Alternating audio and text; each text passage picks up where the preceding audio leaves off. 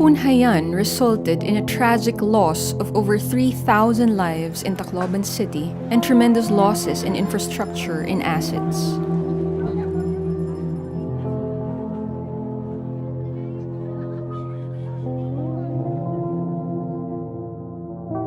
Over 45,000 homes were damaged, more than 60% of which were completely destroyed.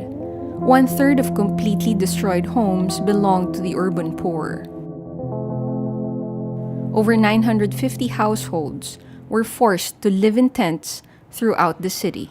With the help of coordination bodies such as UN OCHA, the international humanitarian community were organized into clusters for clarity in responsibilities and accountability and to minimize gaps and overlaps in the assistance delivered.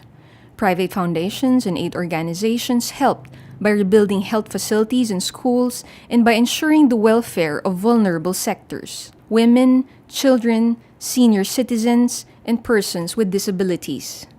1 month after Haiyan, with the assistance of UN Habitat, UNDP, and various experts, the city government of Tacloban began crafting a master plan for recovery and rehabilitation, a roadmap to ensure that all steps taken during the emergency phase will also be building blocks for long-term development. In March 2014, a draft of the master plan was presented to the people in a public forum attended by over 1,000 participants, who also voiced out their ideas and concerns. The master plan seeks to address 6 key result areas: shelter, social services, infrastructure, the local economy, environmental sustainability, and disaster risk reduction and management. The urgent need was to provide housing assistance to 14,500 families from areas submerged in storm surge over 4 meters high. To alleviate the situation of displaced families, several partners helped in the development of transitional shelter communities as well as providing short-term livelihood interventions. But Tacloban City's long-term approach to building back better is the creation of a brand new township in an area we now call Tacloban North, to be supported by policies that encourage people living in hazardous areas to relocate to the new township. Communities are also being organized so they can collectively address issues such as peace and order and waste management. Incidentally, the University of the Philippines Tacloban campus is moving to the north and should help boost demand for goods and services in the area. Haiyan took a massive toll on Tacloban's business community.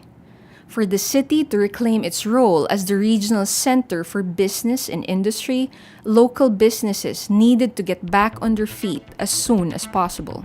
To help them, the city government extended the deadlines for settling real property taxes, business permit fees, and other local duties for the year 2014.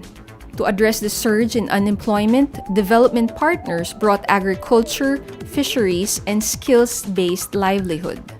But despite all good intentions, these interventions had but limited reach and impact. Over the long term, Tacloban North must become attractive to investors and locators that will offer greater job security to more people in the area. To draft the comprehensive economic development framework for Tacloban, the city government partnered with UNDP, the local Chamber of Commerce, and other development organizations. The business community is also working with the UNDP to draft an economic recovery plan to brace themselves for future extreme climate events.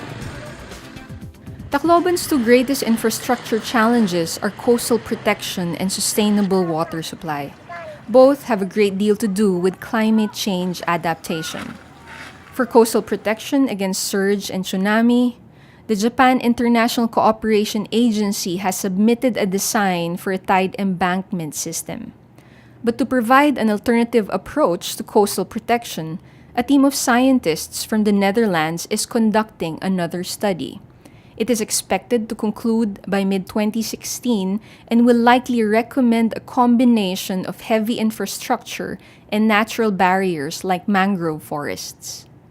For a sustainable water supply system, USAID completed a study that identifies the most viable nearby surface water sources for Tacloban City. The city government has already acquired the rights to those water sources. In the coming months, Manila Water Company will start laying down the infrastructure that will eventually deliver water to Tacloban North, as well as the existing urban development in the south. Tacloban is one of few cities in the country that gets both high intensity and high frequency of rainfall all year round. Climate change projections for the next 30 years forecast even greater precipitation, but also more intense dry spells. So rain harvesting makes great sense to augment the city's growing needs. Plans have been drawn to increase the water impounding capacity of Tacloban's watersheds. The City Disaster Risk Reduction and Management Council is consolidating a DRR plan for the city with the help of IsraAid. 1 year after Haiyan, Tacloban was visited by Typhoon Hagupit, another intense tropical cyclone. It provided Tacloban an opportunity to apply lessons learned from the Haiyan experience. Days before the expected landfall, Mayor Romualdez issued an executive order to suspend classes in schools and work in offices, preempting the usual storm signals given by Pag-asa, the National Weather Agency. This gave the citizens of Tacloban ample time to stock up on supplies and reinforce their homes against strong winds. Evacuation of vulnerable communities began 3 days before landfall.